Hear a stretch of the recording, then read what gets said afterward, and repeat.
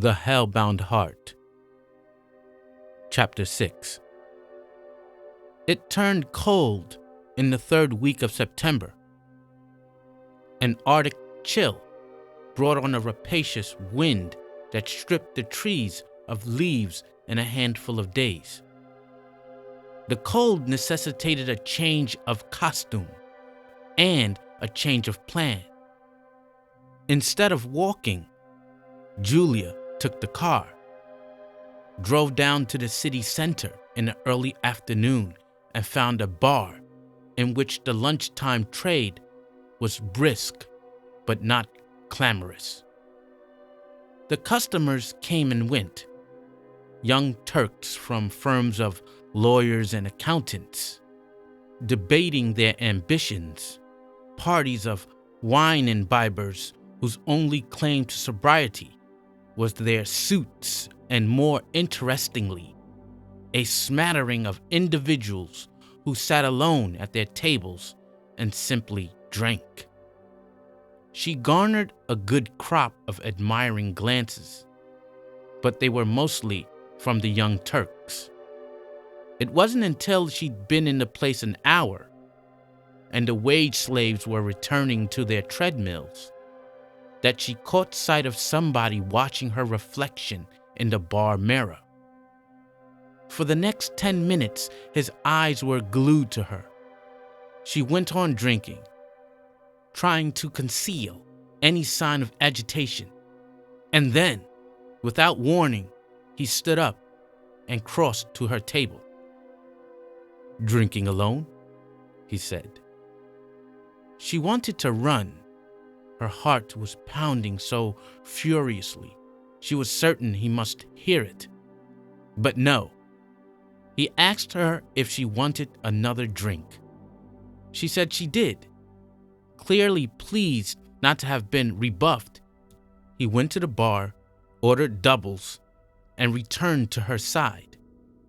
He was ruddy-featured and one size larger than his dark blue suit. Only his eyes betrayed any sign of nervousness, resting on her for moments only, then darting away like startled fish. There would be no serious conversation. That she had already decided. She didn't want to know much about him. His name, if necessary. His profession and marital status, if he insisted. Beyond that, let him be just a body. As it was, there was no danger of a confessional. She'd met more talkative paving stones. He smiled occasionally, a short, nervous smile that showed teeth too even to be real, and offered more drinks. She said no, wanting the chase over with as soon as possible, and instead asking if he had time for a coffee. He said he had. "The house is only a few minutes from here," she replied, and they went to her car. She kept wondering as she drove, the meat on the seat beside her, why this was so very easy. Was it that the man was plainly a victim, with his ineffectual eyes and his artificial teeth? Born, did he but know it, to make this journey? Yes, perhaps that was it. She was not afraid because all of this was so perfectly predictable. As she turned the key in the front door and stepped into the house, she thought she heard a noise in the kitchen. Had Rory returned home early? Ill, perhaps? She called out. There was no reply. The house was empty. Almost. From the threshold on, she had the thing planned meticulously. She closed the door. The man in the blue suit stared at his manicured hands and waited for his cue. "I get lonely sometimes," she told him as she passed him. It was a line she'd come up with in bed the previous night. He only nodded by way of response, the expression on his face a mingling of fear and incredulity. He clearly couldn't quite believe his luck. "Do you want another drink?" she asked him. "Or shall we go straight upstairs?" He only nodded again. "Which?" "I think maybe I've drunk enough already." "Upstairs then." He made an indecisive move in her direction, as though he might have intended a kiss. She wanted no courtship, however. Skirting his touch, she crossed to the bottom of the stairs. "I'll lead," she said. Meekly, he followed. At the top of the steps, she glanced round at him and caught him dabbing sweat from his chin and his handkerchief. She waited until he caught up with her and then led him halfway along the landing to the damp room. The door had been left ajar. "Come on in," she said. He obeyed. Once inside, it took him a few moments to become accustomed to the gloom and a further time to give voice to his observation. "There's no bed." She closed the door and switched on the light. She had hung one of Rory's old jackets on the back of the door. In its pocket, she'd left the knife. He said again, "No bed." "What's wrong with the floor?" she replied. "The floor." "Take off your jacket. You're warm." "I am," he agreed, but did nothing, so she moved across to him and began to slip the knot of his tie. He was trembling. Poor lamb. Poor bleatless lamb. While she removed the tie, he began to shrug off his jacket. Was Frank watching this? She wondered. Her eyes strayed momentarily to the wall. Yes, she thought. He's there. He sees. He knows. He licks his lips and grows impatient. The lamb spoke. "Why don't you," he began. "Why don't you, maybe, do the same?" "Would you like to see me naked?" she teased. The words made his eyes gleam. "Yes," he said thickly. "Yes, I'd like that." "Very much?" "Very much." He was unbuttoning his shirt. "Maybe you will," she said. He gave her that dwarf smile again. "Is it a game?" he ventured. "If you want it to be," she said, and helped him out of his shirt. His body was pale and waxy, like a fungus. His upper chest was heavy, his belly too. She put her hands to his face. He kissed her fingertips. "You're beautiful," he said, spitting the words out as though they'd been vexing him for hours. "Am I?" "You know you are. Lovely. Loveliest woman I have ever set eyes on." "That's gallant of you," she said, and turned back to the door. Behind her, she heard his belt buckle clink and the sound of cloth slipping over skin as he dropped his trousers. So far, and no farther, she thought. She had no wish to see him babe naked. It was enough to have him like this. She reached into the jacket pocket. "Oh dear," the lamb suddenly said. She let the knife lie. "What is it?" she asked, turning to look at him. If the ring on his finger hadn't already given his status away, she would have known him to be a married man by the underpants he wore. Baggy and overwashed, an unflattering garment bought by a wife who had long since ceased to think of her husband in sexual terms. "I think I need to empty my bladder," he said. "Too many whiskeys." She shrugged a small shrug and turned back to the door. "Won't be a moment," he said at her back. But her hand was in the jacket pocket before the words were out, and as he stepped towards the door, she turned on him, slaughtering knife in hand.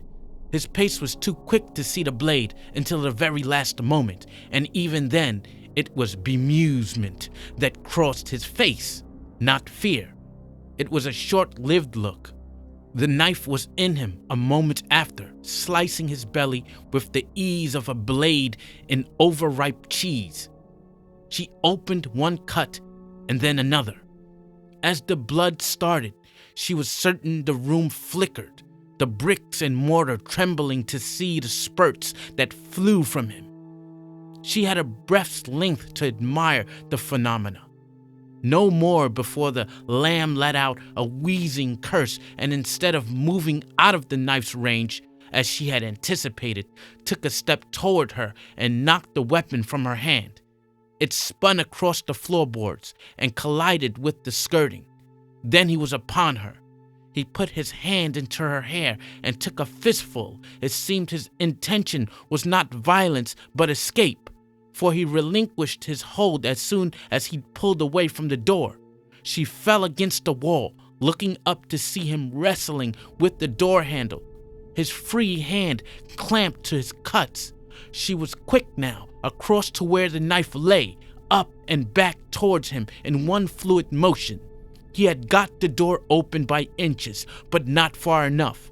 She brought the knife down in the middle of his pock-marked back. He yelled and released the door handle. She was already drawing the knife out and plunging it into him a second time, and now a third and a fourth. Indeed, she lost count of the wounds she made. Her attack lent venom by his refusal to lie down and die. He stumbled around the room, grieving and complaining, blood following blood onto his buttocks and legs. Finally, after an age of this farcical stuff, he keeled over and hit the floor. This time, she was certain her senses did not deceive her. The room, or the spirit in it, responded with soft sighs of anticipation. Somewhere, a bell was ringing. Almost as an afterthought, she registered that the lamb had stopped breathing. She crossed the blood-spangled floor to where he lay and said, "Enough?" Then she went to wash her face. As she moved down the landing, she heard the room groan. There was no other word for it. She stopped in her tracks, almost tempted to go back, but the blood was drying on her hands, and its stickiness revolted her. In the bathroom, she stripped off her flower-patterned blouse and rinsed first her hands, then her speckled arms, and finally her neck. The dousing both chilled and braced her. It felt good. That done, she washed the knife, rinsed the sink, and returned along the landing without bothering to dry herself or to dress. She had no need for either. The room was like a furnace, as the dead man's energies pulsed from his body. They didn't get far. Already the blood on the floor was crawling away toward the wall where Frank was, the beads seeming to boil and evaporate as they came within range of the skirting boards. She watched, entranced, but there was more. Something was happening to the corpse. It was being drained of every nutritious element, the body convulsing as its innards were sucked out, gases moaning in its bowels and throat, the skin desiccating in front of her startled eyes. At one point, the plastic teeth dropped back into the gullet, the gums withered around them. And in mere moments, it was done. Anything the body might have usefully offered by way of nourishment had been taken. The husk that remained would not have sustained a family of fleas. She was impressed. Suddenly, the bulb began to flicker. She looked to the wall, expecting it to tremble and spit her lover from hiding. But no, the bulb went out. There was only the dim light that crept through the age-beaten blind. "Where are you?" she said. The walls remained mute. "Where are you?" Still, nothing. The room was cooling. Her breast had grown goose flesh. She peered down at the luminous watch on the lamp's shriveled arm. It ticked away, indifferent to the apocalypse that had overtaken its owner. It read 4:41. Rory would be back any time after 5:15, depending on how dense the traffic was. She had work to do before then. Bundling up the blue suit and the rest of his clothes, she put them in several plastic bags and then went in search of a larger bag for the remains. She had expected Frank to be here to help her with this labor. But as he hadn't shown, she had no choice but to do it herself. When she came back to the room, the deterioration of the lamb was still continuing, though now much slowed. Perhaps Frank was still finding nutriments to squeeze from the corpse, but she doubted it. More likely, the pauperized body, sucked clean of marrow and every vital fluid, was no longer strong enough to support itself. When she had parceled it up in the bag, it was the weight of a small child, no more. Sealing the bag up, she was about to take it down to the car when she heard the front door open. The sound undammed all the panic she'd so assiduously kept from herself. She began to shake. Tears pricked her sinuses.